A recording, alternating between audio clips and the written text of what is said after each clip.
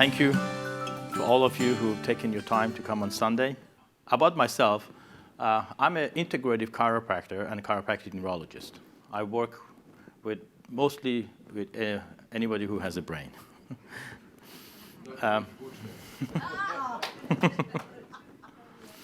I've been practicing for the last 24 years, and we employ a lot of different strategies for assessing individuals' health. We utilize Biocom machines, Vega, Rife machines, all different type of the bioenergetic equipment that's been around for the last 20 years. And my practice is in Gold Coast, but because of my travels, I also consult in other cities, and I consult in Adelaide as well. As an integrated practitioner, which makes us a lot more receptive to this kind of technology, is we are not closed-minded, and we don't look at one aspect of health, or we're looking at one magic bullet. Everything that exists plays a role in our well-being. It's just understanding how to utilize it that can be suitable for individuals or individuality or biochemical individuality or energetic individuality. One of my interests in Profiler was the fact that I could get some information within 15 minutes. And it was very quick. I'm also, as a functional neurologist, we do a lot of muscle testing, kinesiology, and we do a lot of different format. And again, anything that we can get our hands on to give us information is how we can best understand. And as a transformational coach, and we do a lot of spiritual training, I run a lot of spiritual workshops, helping people to develop strategies to be able to understand how to best adapt to the environment, adapt to the world around them. Which takes us to what I wanted to say in relationship as a practitioner. When we're dealing with disease, we understand that everything in our environment is having an impact on us. But what the difference between what makes someone healthy and what causes one disease to evolve in one's body and mind is actually inability of that person to adapt to the changes of environment. So you can adapt to if our environment operating of a frequency of a disease frequency, our body we don't recognize disease within this field. We recognize disease as a condition of adaptation. So for example, our brain is a very adaptive piece of equipment. It's a very, very placid piece of plastic. Plasticity of the brain is very phenomenal. And it operates from 0 to 40 hertz, depending on the kind of thoughts we have. And if you put the body close to an environment where it's resonating above that frequency, the brain first attempt is to adapt itself to that frequency. So therefore, now the conceptions and the perceptions and the way the brain is wired is different than what it was before. And based on what it picks up in its environment triggers our DNA and our genes to changes its molecular structure to create a body that matches the environment. So you could have a choice of having a body that mirrors an environment that has spiritual genes, or mirror an environment that has activate or hostile genes. The choice is ours, but what the difference is knowledge. Within our deep part, all over our brain, there is a certain neurons, nerve cells called mirror neurons. And the role of mirror neurons, they call it mirror neurons because it mimics the environment. It picks up the signals from the environment. Signals are the genetic molecules, or genes and DNA and the epigenetic field. And then gradually over the years and generation after generation, we create a physical vehicle that matches the environment. And it does that as a means of adaptation. So integrative approach to health is how we could help individuals to adapt to the environment or adapt.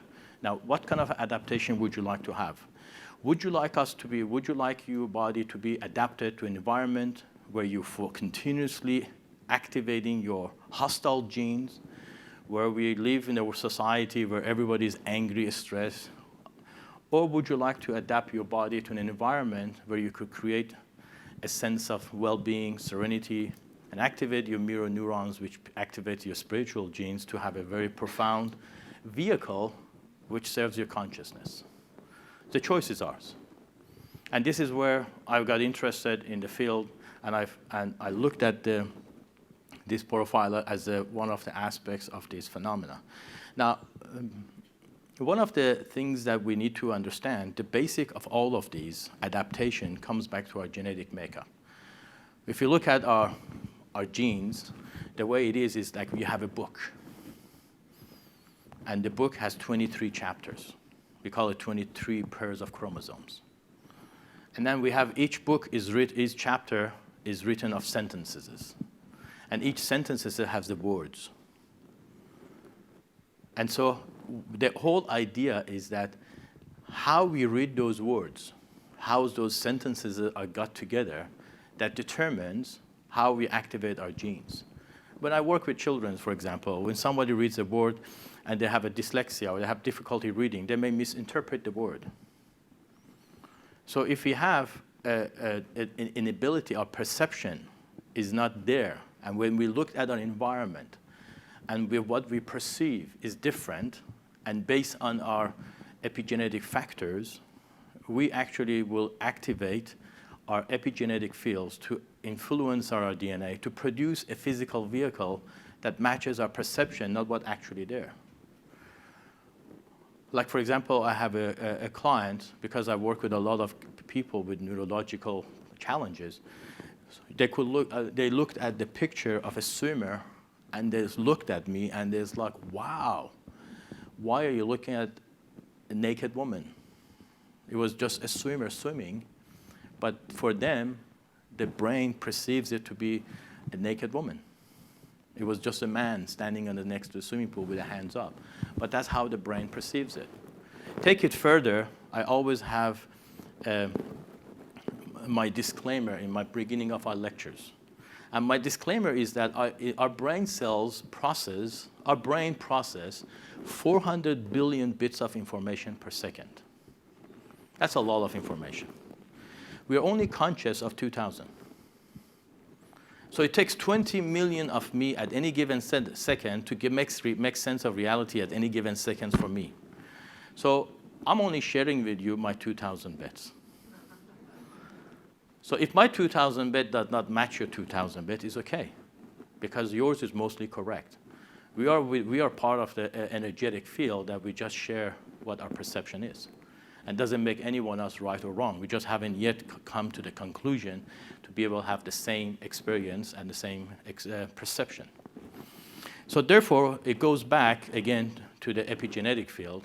What the science discovered within these 23 chapters of the book, that we only have 25,000 DNA who actually makes our body. We have 25,000, they call it protein coding genes. And the protein coding genes is, as when you look at the picture before, is our DNA who actually give rise to the proteins that makes our body to be what it is. And this is when we do have a blood test, when we do an actual physical test, which is a static, it actually shows what's going on with our blood pathology. And we have certain diseases because it's a protein coding and it makes our body to be what it is. What they discovered is there's only 25,000 DNA. But they also found there's close to more than 4.2 million DNA, which is just floating around. They didn't know what to call them, so they call them junk DNA. So the best way I could present you a picture of the crop field, and you see the middle one is a DNA. The rest of it around that is just so much DNA, and they call it junk DNA. It wasn't until about 10 years ago they discovered that this junk DNA is actually not a junk. Because what stimulate the DNA to produce the protein is the signals they receive from its environment. So hence they give rise to what we call epigenetic field. So they call it epigenetics.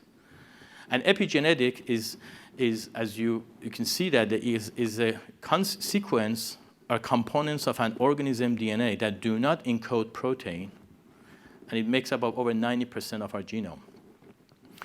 Epigenetic is a study of inherited changes in gene expression caused by mechanism other than changes in underlying DNA. It seeks to explain how environmental exposure can contribute to many health problems ranging from cancer to cardiovascular disease and neurological disorder. Even the American Supreme Court ruling in 2013 says we no longer need to use the word junk genes, we need to use the word epigenetics, because epigenetic is what actually is what the government use to identify the person. It's not the DNA, it's the epigenetics. So hence it comes to the field of epigenetic area. So it's no longer a junk field. Again, we understand, like if you smoke, smoking may not have an impact on you, but if you're pregnant, it will have an impact on permanently on the informations field on our DNA, on the epigenetic DNA, non-coding DNA, which generation after generation could gradually give rise to lung cancer. So that's something that we could understand. So again, when we're talking about epigenetic, majority of epigenetic factors are inherited. So when we're measuring epigenetic field, one of the very powerful tool is when I work with my clients, I always ask them, tell me about the well-being of your family. I need to know the health and the health history of your families, mom, dad, grandparents. And because the healing genes is carried through the X chromosomes, so people who have, individuals who have a healthy mother side family have a more chance of survival than people with mother side who has a lot of sicknesses. So therefore, we use those informations to understand. But again, just because someone is exposed to a chemical today, if people who come into me and they smoke, they drink, they've done all the wrong food and they're still looking healthy, I always first thing I ask them is, did your parents live a long life? They said, yeah, they did. I said, fantastic. You inherited strong constitution, or what in homeopathy we call miasm, miasmatic trait, the patterns of health. And so therefore, but however, that type of lifestyle is affecting that person's epigenetic field. And if they have children, it would have an impact on their children's. And that now that children is born, not with the same epigenetic field that person's parents had, but a new epigenetic field, which contributes to development of cancer, disease, cardiovascular disease, all the other diseases we know 2-3 generations down the track. This is where the beauty of profiler is. When I was experimenting and working with my client since April, is I discovered it doesn't only gives you information about the person, but it actually gives you information based on the epigenetic factors, which is mostly inherited patterns. And that's why it's so important as a practitioner. My 2,000 bets, remember, don't make it a rule. My 2,000 bets of information that I've been able to consciously process in my clinic, and I trial it with people here and overseas. When I was traveling, everybody here, give me your hair, let me test it. Is what I discover is actually, it's very important not to compare it to a blood test. It's very important not to compare it to what you already know about yourself, but it's important just to lay back and listen. And listen to what is actually trying to tell you. Don't get hyped up and says, oh, I can tell you what's going on. You got tryptophan deficiency. And it could create confusion, because when you're thinking about epigenetic field, we need to really be cautious of how to approach it. So for the well-being of what if you're going to take this on board and do something with it, the key is to be patient and understand and slowly work with it. Don't jump into conclusion right away, because your conclusion is only 2,000 bets. And you don't want to miss out opportunity to be open to other rest of your 1,999,999 and 80. So even now we understand that epigenetic field or junk DNA have a big role in development of heart conditions. Now, they've done when they did a study on the actual DNA, which is everybody looked at DNA as a two-dimensional, And they looked at it and said, great. But when you actually get a cross-sections of the DNA with its epigenetic field, you see what a beautiful picture you get.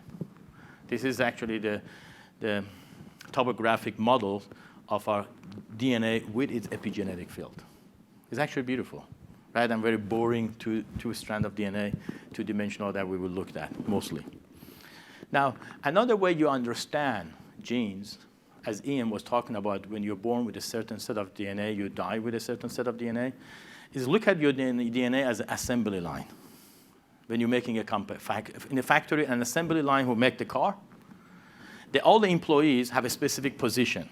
And everybody and all the machine they do a specific task. One puts the wheels on, one puts the car handles on, one puts the screws on.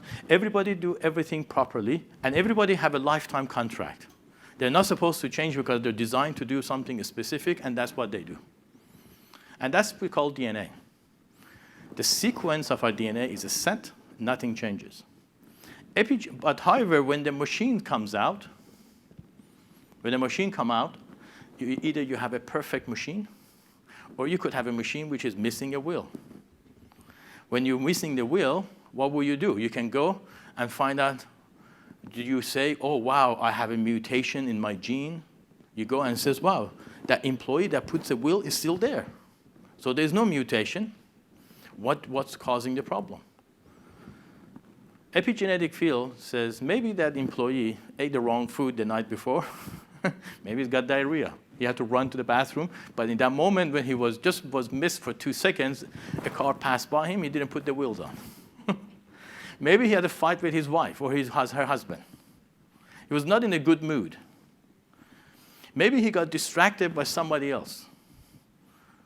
Epigenetic field tells us that is not the assembly line, but the influences around that is influencing the assembly line worker to make sure the car comes out perfectly. Does that make sense? That's very easy. So a lot of my patients now come up to me and says, I figured out what's wrong with my assembly line. The profiler report gives us the information of the assembly line. Now, today, the assembly line issue could be ones who had a really bad colic pain, and he just bent over just enough for the car passed by, didn't put the wheel on. Tomorrow, it may not be the same issues. Tomorrow could be he had a back pain. He said, oh, my back is hurting, I won't pick up the wheel. So therefore, when you do the profiling test, each time it may show different weaknesses. Each time it will show different factors. Our job is not trying to say to be perfectionist. He says it has to be perfect. Is to trying to make sure how can we create a factory which over the period of time it can sustain growth. I was part of a personal organizational leadership company in 2000, which they were hired by a very large petrochemical company in Perth who wanted to double the profit. The traditional doubling the profit was increase the prices, cut the staff to cut cost. And they wanted to know what else is possible. So the company who was hired to do so, they came in and did a 6 months study, and they came up, he says, if you want to double, even more, increase the production, you need to increase the levels of happiness that employees feel in their marriage. Very left field. And then, second, you need to improve their health. And that very, very left field thinking. It's called system thinking that came from a Harvard management school, which pioneered Peter Senge. Anyway, so I was involved with looking after the health, and then the company ran for 3 years workshops for all the employees how to improve their marriage. And guess what happened?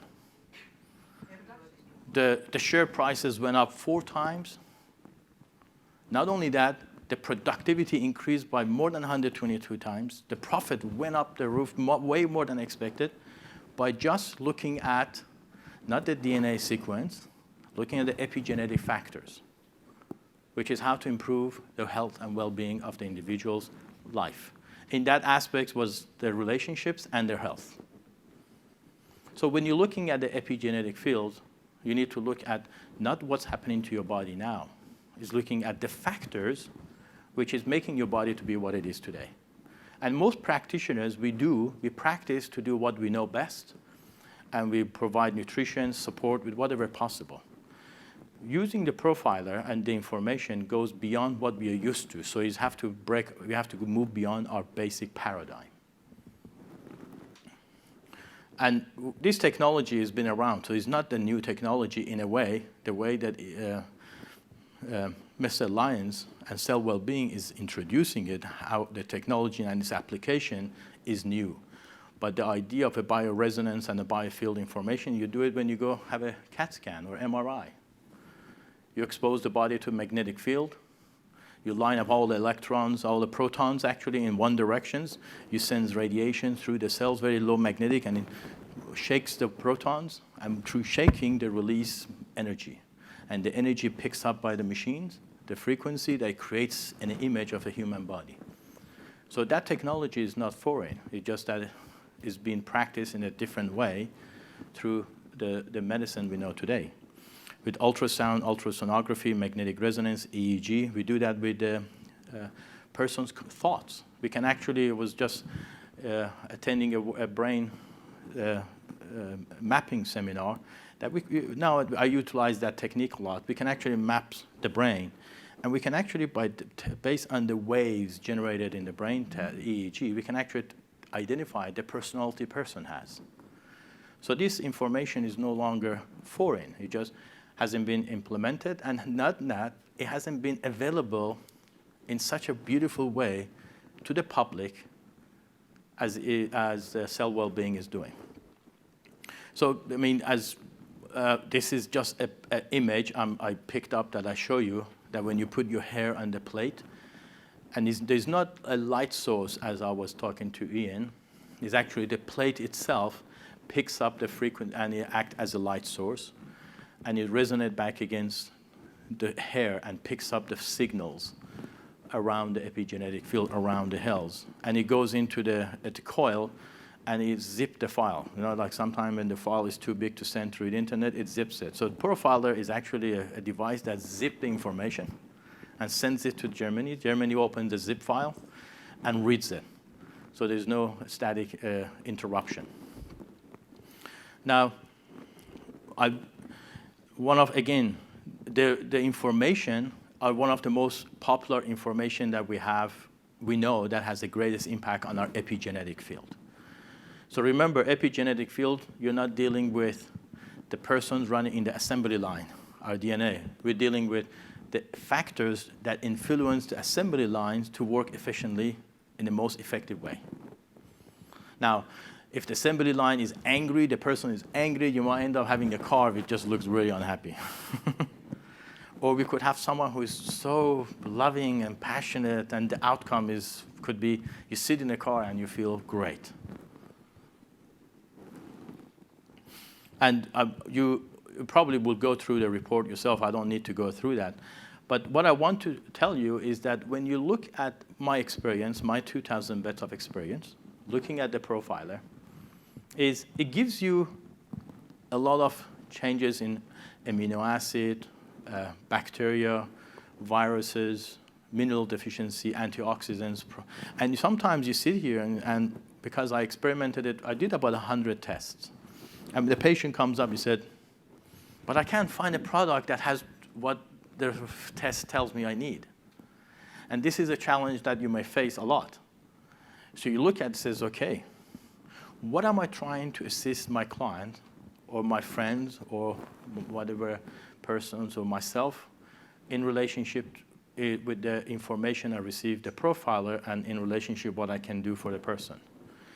Primary factor, my goal is to make sure that I understand that the factor that causing a disease is the inability of that person to adapt to its environment. So how could I, based on information that I receive, how can I improve that person's ability to adapt to the stress of environment externally and internally? What could it be? And it gives you the clue. Because when we're talking about adaptation, the science of adaptation is actually called stem cell therapy. A stem cell therapy, a lot of hype people have read, they use it for anti-aging, they use it for helping with people nowadays with neurodegenerative diseases, and Bruce will talk to you later. Stem cell technology is a technology that when you look at it as a comprehensive approach, it is a science that helps us to adapt to the environment. So the most effective way to influence the epigenetic field is to look at to see what's the best way to impact body's ability to adapt to its environment. And the way to adapt to an environment is to figure out how to improve stem cell production. If some of you do not know a stem cell, I'm sure Bruce will tell you, is a blank cells. The body have 220 different type of cells. The bone marrow produces blank cells, sends it to the different area of the body, and they put their own labels on them. It's a contract manufacturing factory. The body sends a report to your bone marrow. It says, I need 20 million cells for my heart. The bone marrow sends 20 million, produce 20 million stem cells, sends it to your heart. Heart says, thank you, I put my own label. So if this heart does not have enough cells to rejuvenate and regenerate itself, it cannot adapt to the demand of its environment, so it starts to fatigue. So it's an adaptive medicine. One of the most effective way to enhance the stem cell production is the number one step is to look after your gut. Because the peptides that produce the stem cells, which generates the activation of your contract manufacturing company in your body, are mostly activated at the delta sleep, at the deep level of your sleep. At the delta sleep is when your gut detoxifies. Your gut does not detoxify during the day, only does minor. But each organs in your body have a clock genes that switches on and off in a specific timing. And the stem cell genes are aligned with the clock genes regulating your gut function at a delta sleep. So you look at the profile report. It says, if I have to help that person survive the most, which aspects of it do I want to address first? Based on all my tests I've done, the first thing I do, I look at the food recommendations that they provide.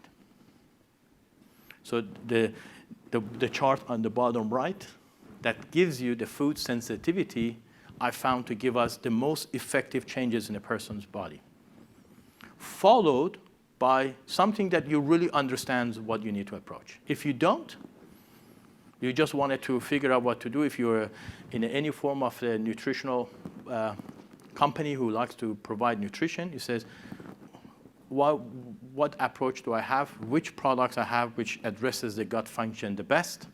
I'm going to start with that. And you work with that for about 90 days. And then according to the feedback I got from one of the scientists in the cell well-being, based on the research they've done, it seemed like 90 days was good. Remember, whatever caused the epigenetic factors is not the same each time. You're working with the persons to operate more efficiently. You're looking at the factors that influencing the assembly line workers. And that could be one day could have a fight with a husband or wife. The next day could have to eat the wrong food. The next day could have a problem with money. Every day is a different. And you got to deal with it as on. As a transformational coach, I coach individuals and have clients for the last 20 years.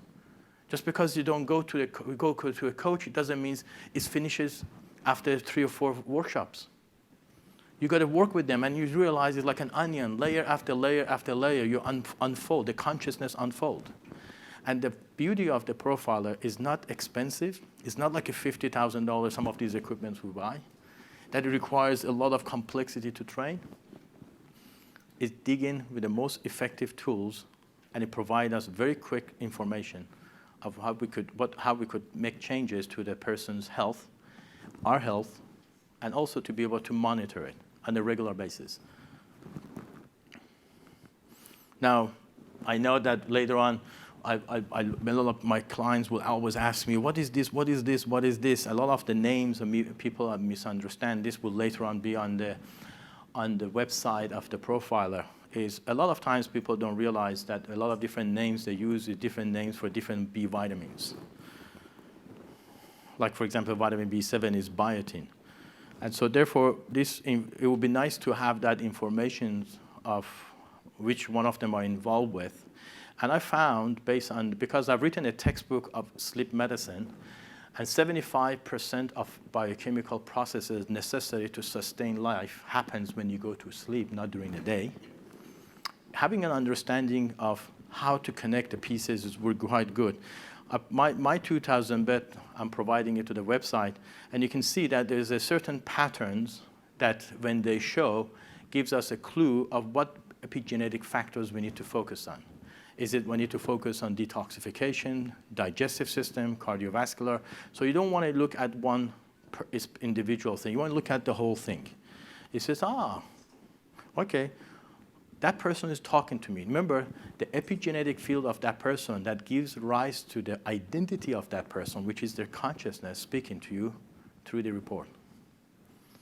So don't treat it statically. Look at it as a picture.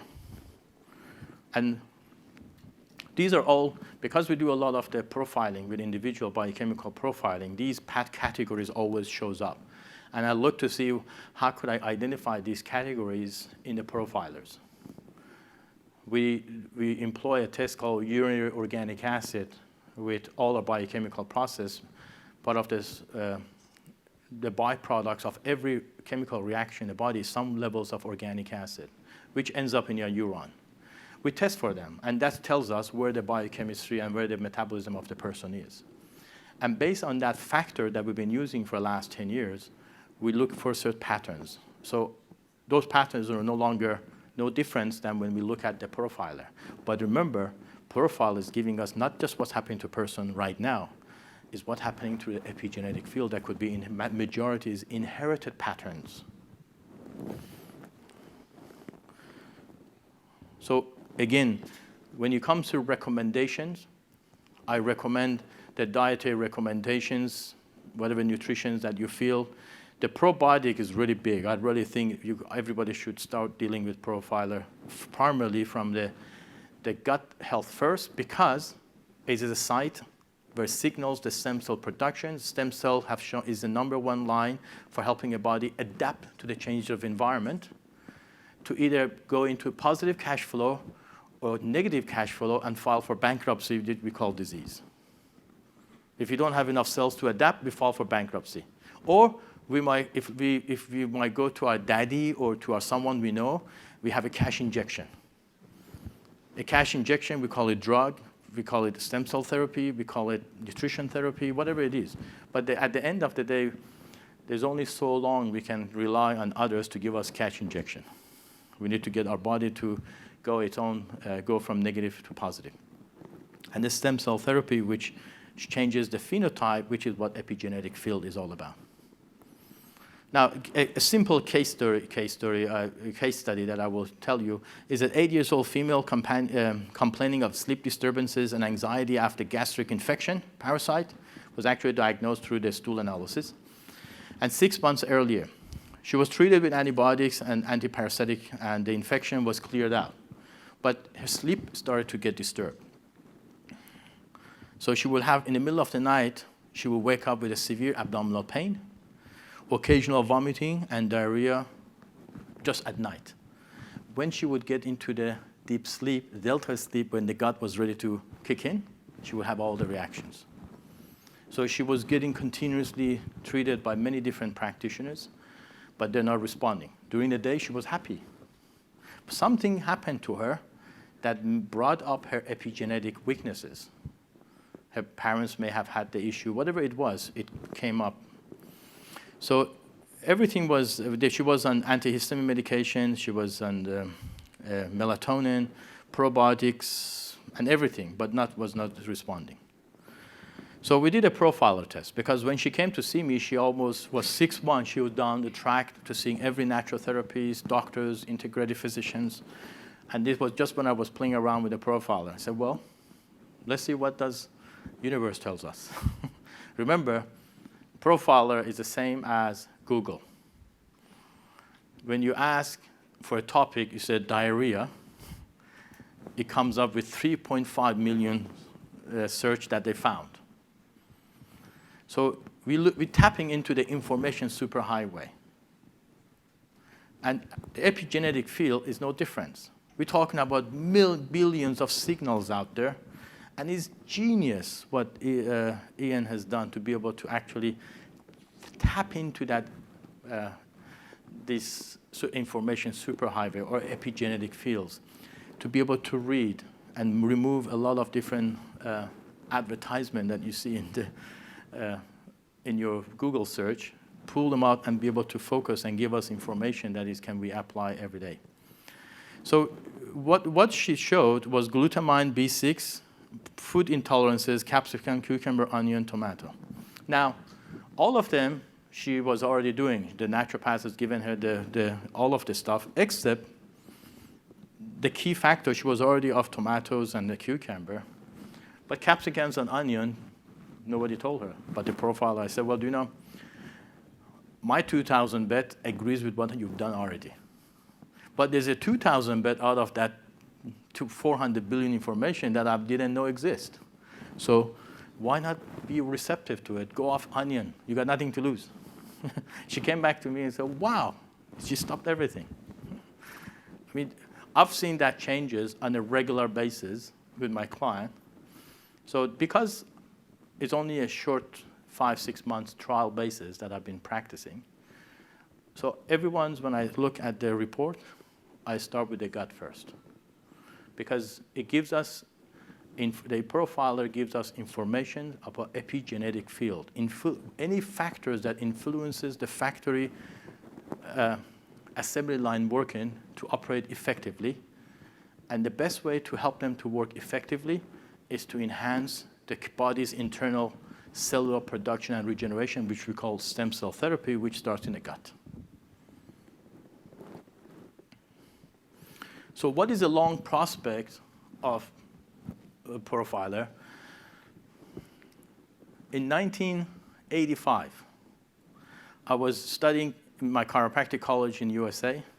I walked into the archive building, and which nobody goes there because it's an archive building. And they have a record of everything. And I saw this huge machine there, and I said, what is this? They said, we don't know. One of the old fellows donated it to the archives.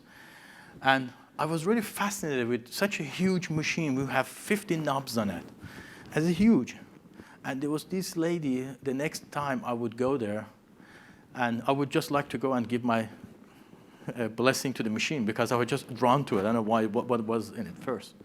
And later on, after a couple of months that I used to go there regularly every week to see it, it's like a window shopping, hoping one day I will have it.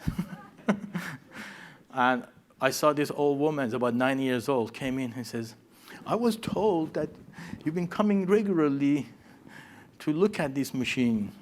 What is your interest? I said, I do not know. He just calls on me every time I come in. And I was doing a lot of spiritual training that time. I was our college philosophy editor and for magazine, writing a lot of articles about the role of consciousness and, in that time, chiropractic. He said, oh, this is developed by Dr. Abram, physicist in 1920s, and they burn all the machines, and it's the last one that exists in the world. And he's a physicist who developed this technology that accesses the field, the biofield.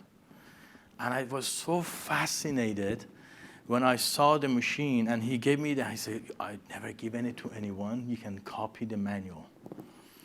I saw the manual. I said, how could anyone in that time period have developed such a technology who can put one's blood and match the blood to the magnetic field of the earth and picked up every single disorder that exists in the one's body?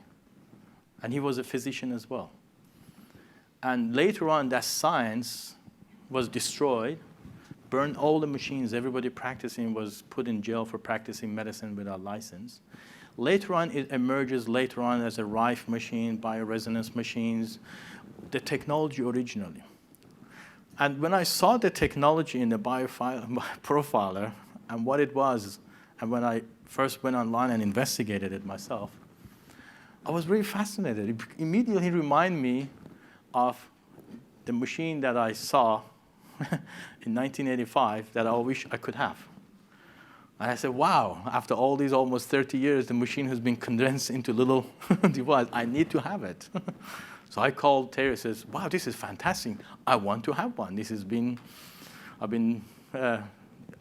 planted the seed 30 years ago. Now I have it. So the field of information has been phenomenal, expanded ever since. I mean, I'm from the age of dial-up, where the computer that we used to use in my time was Fortran. You know, those, I mean, if you ever used Fortran, we used to punch cards, take it to the room which has the computer machines as big as this one, stand in a line, and gives our suitcase of cards to put there when we just write a simple program. And now the entire city is condensed into one laptop computer. So nowadays, everybody, all my patients comes to see me. I usually ask me all the symptoms. I said, since before me sharing you my opinion, you already done your research. You tell me what's wrong with you. Because everybody already gone to Google's and they've done everything. I call Google God. It has an answer for everything. It depends. It's not what you ask, it's how you ask it that gives you the answer. You notice that? I just like this. The imbalances in the biofield come from environmental factor that includes toxins, everything. So I call that all that stuff that is around us. And the cartoon that I want to show you is this individual goes up to the master and says, Master, where is the secret to my life? He said, don't tell me you climb all the way up here before trying Google.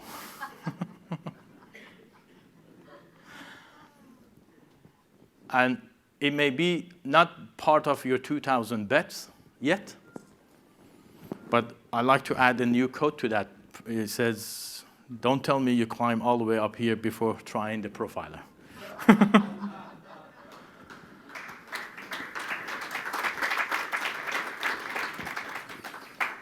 It's not the answer to the misery of mankind, but it does give us enough tools to make a dent in the universe. And I think our life is about just making the smaller dents. And just like what Terry says, that little dent we make today in our health, in our life, in our way of thinking, is a butterfly that flaps its wing, that maybe 10 years from now we are a lot healthier. Not only that, maybe our children will be a lot healthier than we are. And we got to start somewhere. And the epigenetic field, it seems to be the right area where we could make the dent. So thank you for listening.